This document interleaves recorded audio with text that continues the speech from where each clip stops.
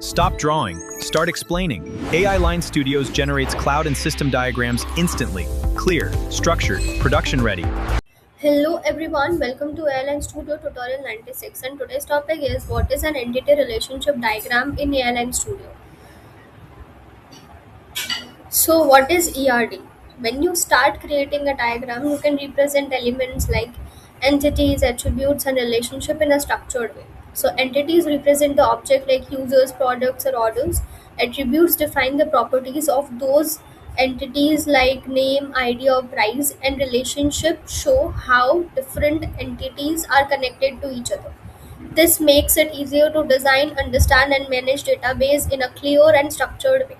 So basically, an entity relationship diagram in Airline Studio helps you create clear and structured visual represent of data relationships. So this is it for today's tutorial. See you in the next tutorial.